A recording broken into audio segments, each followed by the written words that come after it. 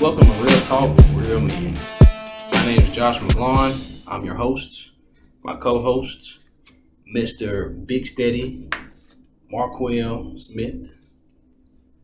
And today we're just going to talk about a couple of things, but I really would like to introduce this whole Real Talk with Real Men. What is it about? Why are we doing Real Talk with Real Men? You know, what's the difference between you and these other podcasts? Why should I watch, listen, etc.? So just introduce myself. Like I said, I'm Josh McGlawn, native of Oxford, Mississippi. Not born, but raised pretty much my whole life. Grew up in a family business. Got a couple of degrees, working on a third one. We'll see how that goes.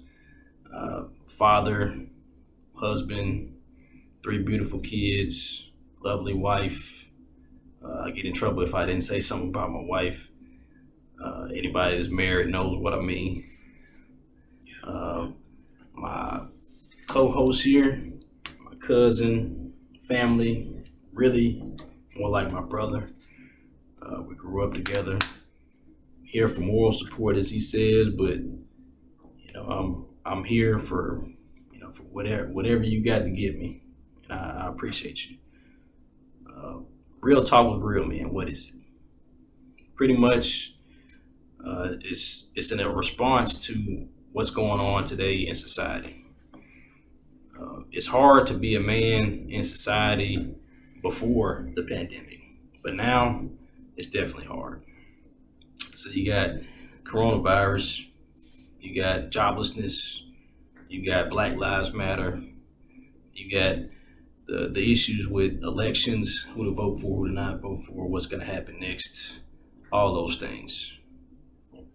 To respond to that, I want to bring in all men from all walks of life. I don't care whether you're black, brown, white, Republican, Democrat, Southern, Northern. I don't care where you're from, what you do. I want everybody to be able to come together and learn from each other. Everybody has something to offer somebody else, and everybody can always learn. I don't care how old or young you are. I'm always willing to hear and learn. So I bring my co-host in. He has some things to offer that I don't. We'll bring other people in that have things to offer that we don't. If we're talking about a particular situation or a particular subject that we're not experts on, we'll bring an expert in. Let them talk to us. Listen to hear what they have to say. So with that being said, I just like to start out with a little conversational stuff, like how your week has been, how your day has been, because we don't get asked that enough. No, we don't. We're men, we have feelings too. Yeah. You know, hey, how was your day? How you doing? How was your week? Stuff like that. Yeah. So anything interesting happened this week or today or? Well, the most interesting thing happened today. I woke up, so. That was interesting. Yeah, that was interesting. Right there. And, just seeing the numbers re-spiking. Yeah. So now we just gotta lock back in and stay safer. Yeah, pretty much. And, that's about it. Yeah, I had a scare. I thought I almost had it for a second, and I tested negative, thankfully, but man, I thought for sure I was down. I felt like I didn't have any energy. I didn't feel like real sick, just real tired, And they say they have anything from no taste to body aches to fever, whatever. I didn't have any fever or whatever, but I was like, man, something's not right. Turned out to be an ear infection, thankfully. So obviously I'm up doing this, and we're next to each other, so I'm good, you good. We're covered. We're covered. Prayers go out to anybody that's dealing with COVID right now in any shape or fashion, in their own bodies, families, lost family members. It's nothing to play with. We joke to each other about stuff, but that's nothing to play with. Everybody be safe out there, wear your mask, etc. With that being said, I'd like to go ahead and get into the show and start talking about what we're here for. So I'd like to spend a few minutes talking about really what is this show about. What do we have to offer that nobody else is bringing? What are we talking about that nobody else is talking about? I feel like every man show is talking about all the same stuff. Talking about women, talking about sports, whatever. It's talking about the same old stuff. So I really I want to talk about some of the stuff they're not talking about. Let's talk about money. Let's talk about, sex where it's appropriate. I want to talk about, are you hurting? What's going on? People need help. Men need help out there, and we suffer in silence all the time. And we have to be the hard guy. We got to be like, carry the load of our families, and even if it's just a single guy, even if you're, a man on your own, you have to carry that load. And I feel like there should be an outlet for us. Women have their shows. They got the Housewives and the hip hop and all that. They've got all those shows that they can go to and be like, let me get away from this life for a second. I feel like men need something like that. We shouldn't have to turn on ESPN and get away every time. It should be something for us to be able to get away and just talk, just be ourselves. Fellowship with each other. Whatever. And I feel like this show is gonna be that. I want it to be that. I'm not here for myself. I'm not here because, hey, this might be a good idea. I saw something in these men that needed to happen. I started the group on Facebook, and shout out to my guys on Facebook. I appreciate y'all being on there. I wouldn't be here without y'all. I appreciate it. I finally did it. I finally got over the hump and record my first podcast. I appreciate you guys. I'm gonna shout you out later with some of your questions, but I feel like there are things that need to be said. We're men with suffering in silence. That's basically where I'm at. The vision and the mission of where we're at on Real Talk with Real Men. I see men from all walks of life being able to come together to talk about the issues.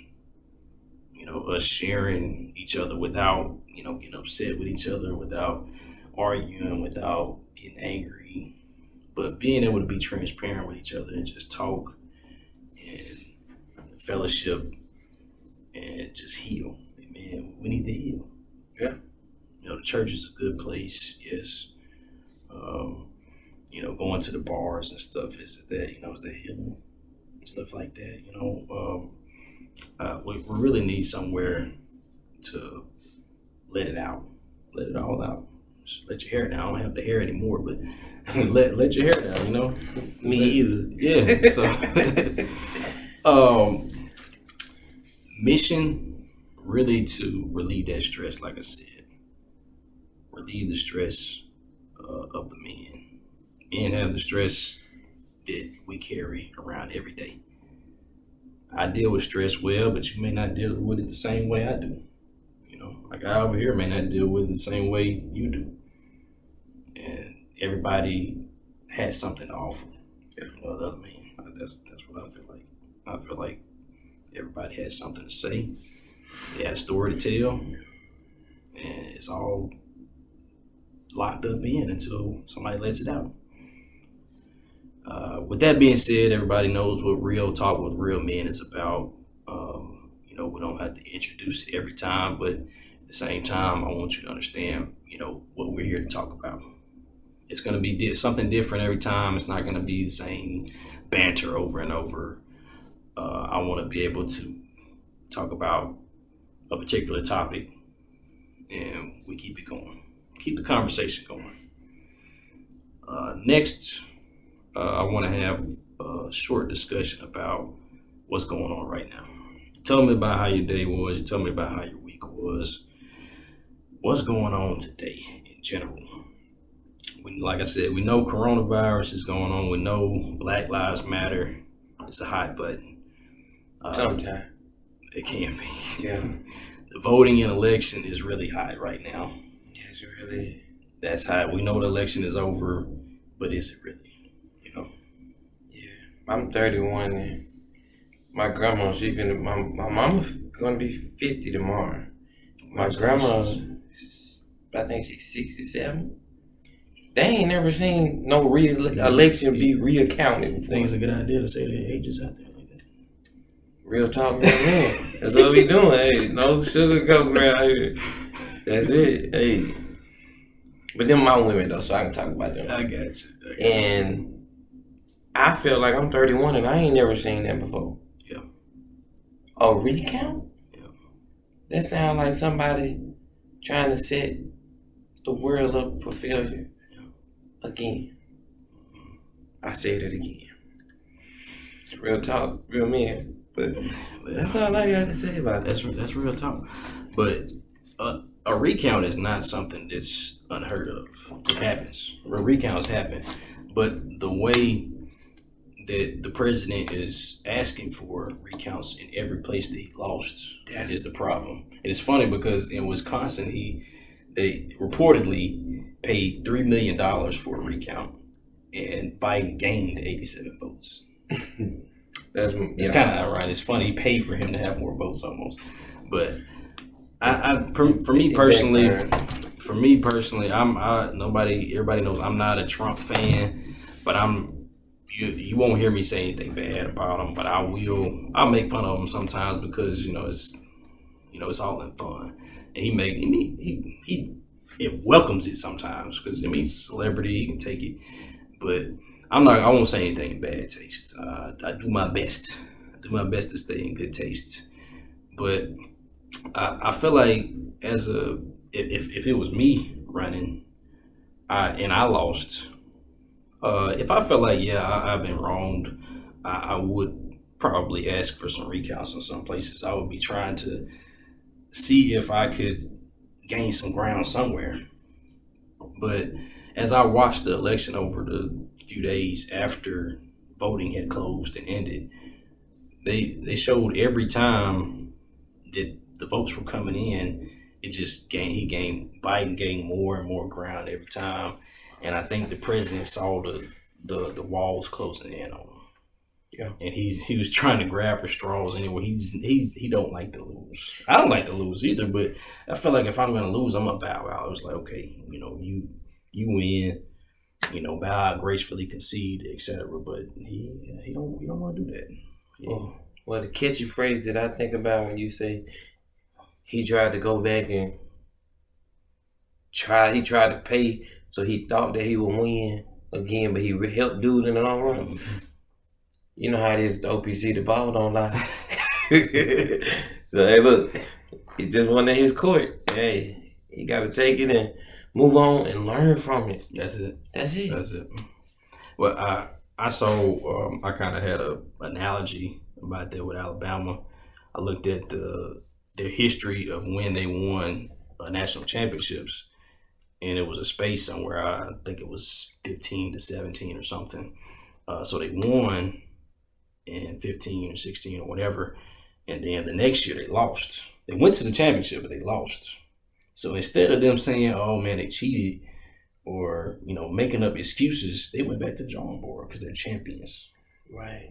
They're champions. They said, "Hey, I'm not gonna take losing for an answer." So they went back to the drawing board, came back the next year and won. So I mean, is he gonna run again in 4 more years? Maybe. I don't know. He's not. I won't say whether he's a quitter or not, but he doesn't like to lose. I wouldn't. So, that's not the same mentality I would take about it, but I would do the same thing Alabama did. I mean, I feel like if I lost the year following, I would come back the next year and the next year. Oh, so it's real talk, real man. I got a real question. Okay. So if you do 4 years and somebody else win, you can come back and run again? Yeah. I never knew that. Yeah, you can keep running until you can. The maximum amount of terms you can do is 2 as president. So he can only get 1 more. Yeah. Well, I knew you can get 1 more, but I thought it doesn't have to be consecutive. Oh yeah, that's what I'm looking for. I never knew that. He was banking on consecutive with that. That didn't happen, and that brings me to the next thing. I feel like something was about to break in the country. I feel like if he had been reelected, it might have been some bigger problems, especially with Black Lives Matter and coronavirus. And those are the two, biggest things that are following him around right now. Because Black Lives Matter is like, you on one side or the other is how they're treating it. And then the coronavirus, he's treating it like it's really not his problem, but it really is. He's taking ownership, but he's not really not. I mean, he's not really jumping all the way into it. And I don't envy him. I don't envy anybody that has to deal with that on any level. Yeah, I'm not gonna say I'm glad I didn't get elected, but I know, I feel like God was keeping me from something, and evidently that's one of the things it was, because you never know what He's keeping you from sometimes. It is real talk, real mean. Sometimes we got to thank God for the stuff that He didn't. That's it. We like to thank Him for what we got. Oh, thank you, Lord, for giving me this. Well, thank you for not giving me that, because that was gonna be bigger. Yeah, that was gonna be a bigger headache than I realized out of my eyes. Yep. But I never just took the time to see from your eyes that you really helped me out in the long run. Yeah. Well, that's what my dad told me when it was over, when the election was over. He said, I don't know, man. I feel like we worked hard. I feel like we earned it, but somehow God is keeping you from something. I don't know what it is. He said it. He said it before the beginning of the year. He said, I don't know what it is, but it's something He's keeping you from. The next thing you know, COVID, and they're having to deal with all that. And I, give prayers to them for dealing with all of this. They got to make decisions that we don't have to make every day. They get elected to do that stuff, and we sit at home and complain about it or whatever. But it's a tough job. It's not for everybody, and everybody that's considering running, don't just run because you're in your emotions or you don't like what's going on. Like, really sit there, pray about it, think about it. If you want to run for a political office, it's not for everybody, trust me. And whether I run again or not, that's up to God, because I'm not making that decision today or tomorrow. We've got 2 or 3 more years before that decision is made. But I feel like, that's a big deal. Black Lives Matter. It's gonna get real in here in a second, guys. Black Lives Matter. First of all, for those who don't know, I am of mixed ethnicity. He's black. Racial. my father is black. My mother is white. I've lived with this my whole life. I struggle with the push and pull of both. Is he white? Is he black? He needs to choose a side. I felt like I had to choose a side. And when I finally chose myself, to be myself, instead of choosing the white side or the black side, I finally was accepted by both when it didn't matter. Right. It didn't matter to me anymore whether I was accepted by the white or the black, because I was okay with myself. I accepted myself. And if you look at me, I said this at a protest one time, if you look at me, you can't tell who I am or what I am. And it's not about what you look like on the outside. I've got tattoos, just a formative expression, that's all. I've got nice hairs. They good hair. Was that what they say? Yeah, what they say. Good hair. That fine course. They say all that, but you can't tell what I look like on the outside. You don't know who I am or what I am. You don't know if I'm educated or a thug or whatever.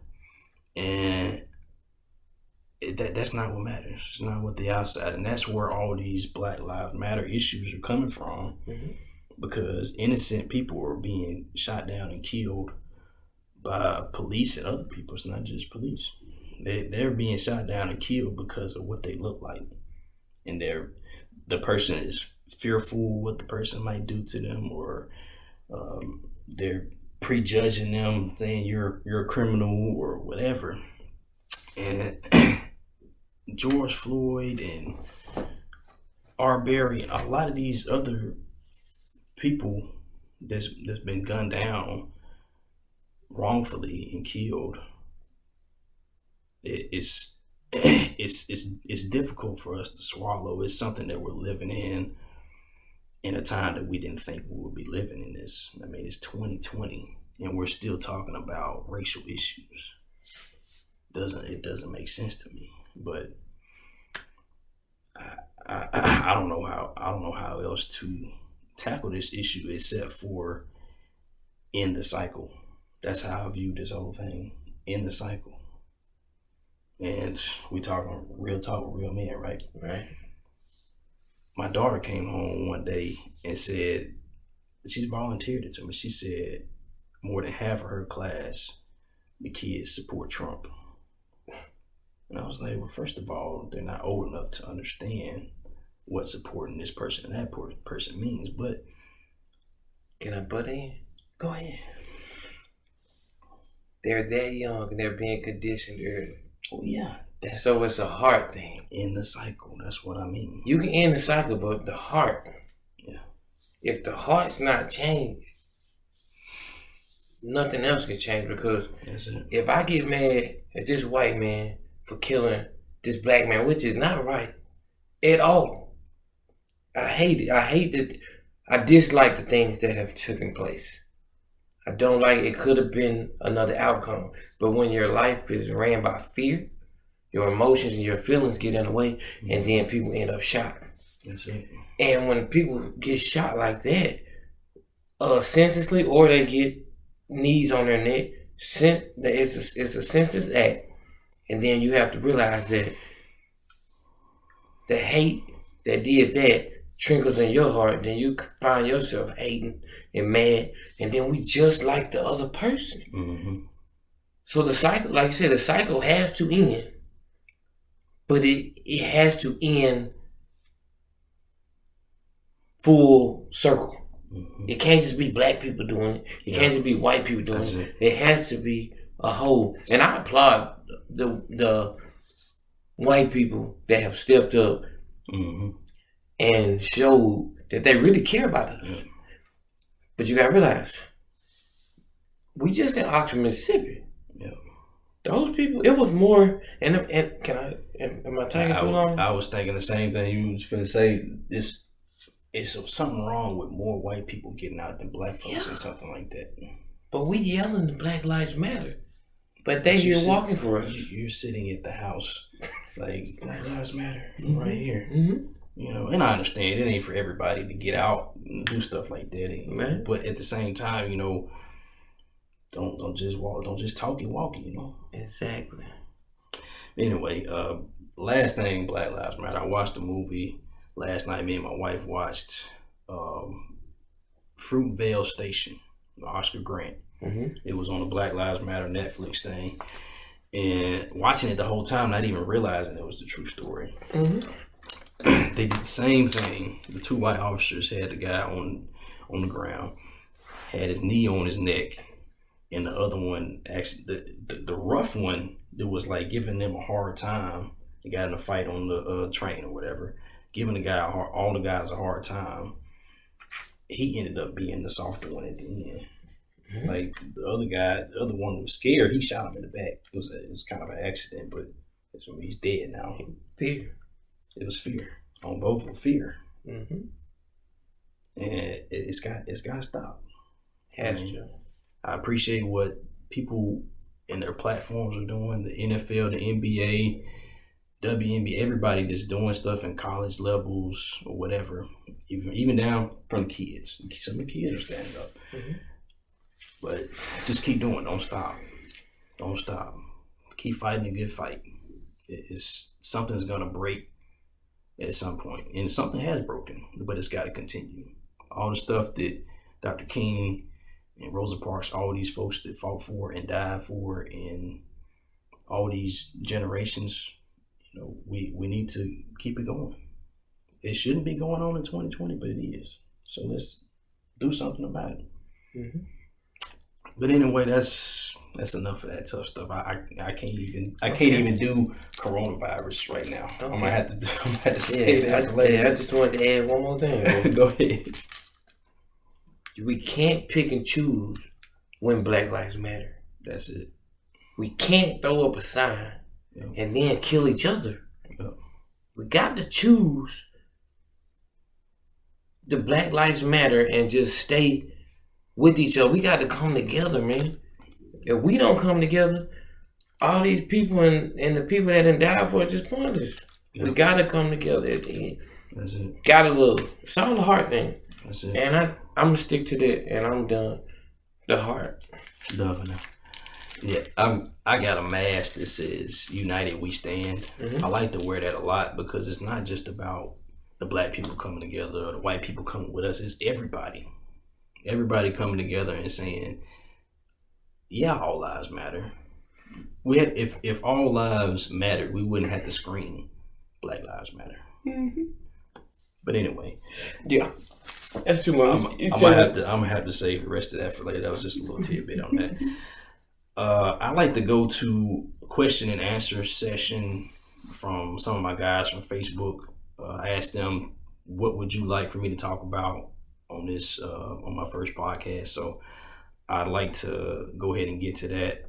Let's see. The first question is, this is from Mark, other than mission statement, core values, ideology, etc., what do you plan on accomplishing with your podcast? I said this a little bit earlier, but I want to give a voice to and bring all men together, all walks of life. Like I said, black, brown, white, Republican, Democrat, straight, gay. I want to bring everybody together because it's not just about them over there and us over here. It's about everybody. It's about love, and we can conquer everything with love. Love conquers all. That's for another time. Next question.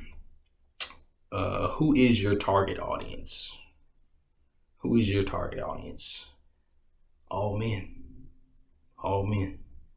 I feel like if I say it a bunch of times, you get it.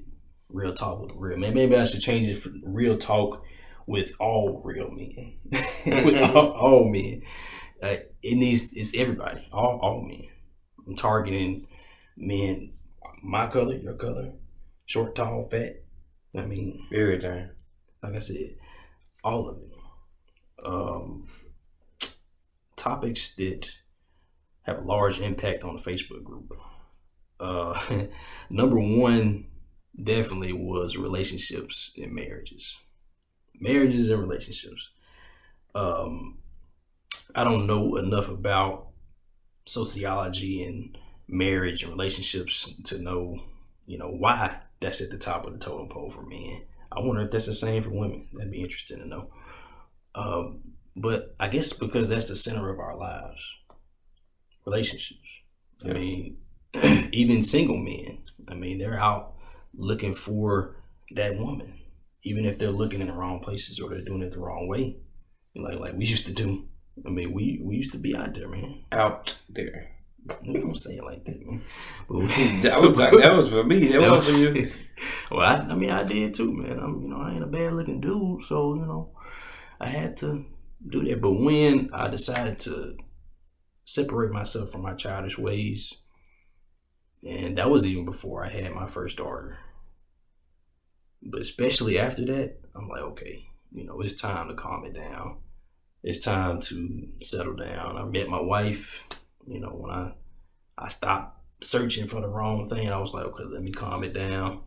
She came along, and ever since then, I've been swimming in the deep end, I guess you could say. But I'm learning. I'm learning though, man. I'm getting it. Another hot button besides relationships and marriages, which was all pretty much good conversations, politics. Politics was tough to talk about sometimes because you have such polar opposites now. I feel like you can back me up on this, but I feel like it's such a potentially divisive conversation, a topic, because the way the country is going right now, it's all about Republican, Democrat, red, blue, all of this.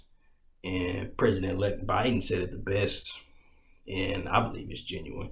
But he said, I'm not going to be yeah, I'm running Democrat. I'm running as the Democratic nominee, but I'm going to be a president for all people. Republicans, Democrats, black, white, everybody. And that's the reason I got into politics for some reason. But it's about everybody. It's not about, what you believe and don't believe. It's about the people. We're in a democracy, and it's about what the people say. That's what I feel. It's not about what the president says goes and whatever else you say you can't do, or vetoing this and Congress and Senate fighting over this and that. It's about what's best for the people. That's what I feel like. But politics, I had to take a deep breath before we talk about politics, and maybe bring somebody that knows a little bit more about politics than me next time. Yeah, I don't really too much get into them. That's a wise thing to do, and I never consider myself into politics or a politician or whatever. But when God put it on my heart to run for supervisor, I didn't even think about politics then until I got into it. And they're like, what made you get into politics? I was like, nah, I'm not into politics. And people started treating me like a politician and all that. And I was like, it's not about that, man. It's about the people. And well, unfortunately, it comes with it. Yeah, politics comes with it. But that's a whole nother. I might have to split that up into several, a whole series, of stuff. But I think that brings us to a close. So I'd like to go ahead and get my closing. Kind of sum up everything. But what's been on my heart since I started taking notes about this, and I saw it on Last Chance U, one of the coaches said it, we are here for such a time as this. We are here for such a time as this. And I looked it up to see what it said in the Bible about it, and it's Esther 4:13 through 14. It said, if you keep quiet at a time like this, deliverance and relief for the Jews will arise from some other place, but you and your relatives will die. Who knows if perhaps you were made queen just such as a time as this, just for such as a time as this. That's what Mordecai was saying to Esther. And the way I took that for myself is I'm doing this for a reason. And we're all here for a reason. We search our whole lives trying to figure out what is our purpose in life? Why are we here? And I feel like we are here for a time such as this. This time right here today, it's not about, how much money you can get. It's not about how many girls you can get. It's not about getting over on this person or getting ahead on this. It's about what can you do for somebody else? I feel like once I realized that it's not about me, it's not about how good I look, it's not about how much money I can get, what I drive, how big a house I have. And it's good to have all those things. Don't get me wrong. I love nice cars. I love, having a nice house. I love all those things. And I'll keep striving for all that stuff. But it's not because I need to get ahead in front of somebody else, or it's not because that's what's most important in life. It's about the people around you. It's about how far out can you reach to do what you're supposed to do what God has put you on this earth to do. I feel like God has put me on the earth to help other people, and I'm still searching for whatever that specifically is. It could be a wide range of things. But I truly believe we all been put here for somebody else, whether it's just your spouse or your family, your kids, millions of people, a small group of people. But whatever you can do on a daily basis to touch somebody else in a good way, and especially important today during this pandemic, people losing their jobs, they don't have food, they don't have anywhere to go, the holidays are coming up. What can you do to make somebody else's life easier, make somebody else's life better? Do you have some extra food or some extra toys from the kids that you can give to somebody else less fortunate, somebody else that can't afford it? Think about it. Is that what you're gonna do with your life for somebody else? That's what's most important. We are here for a time such as this. Thanks for tuning in to another episode of Real Talk with Real Men. I've been Josh McGlawn. I appreciate your support. All your views and likes and subscriptions is greatly appreciated. If you want to keep up with everything we've got going on, check me out at Josh McGlawn on Facebook. That's the Josh McGlawn on Facebook and Instagram. And you got Steadfast Smith, my co-host, on Facebook and Instagram as well. He's got a great motivational page with some good stuff going on there. And if you want to join the group and keep up the conversation on Facebook, that's Real Talk with Real Men. It's a private group, but join if you're a man that wants to keep everything going there. Also on YouTube, check us out at Josh McGlawn. I am Steadfast ENT. That's my co-host's page. I am Steadfast ENT with a hashtag in front of it. And Real Talk with Real Men Show. That's Real Talk Real Men Show on YouTube. And don't forget to take care of yourselves. Take care of each other, and always keep it real. Peace.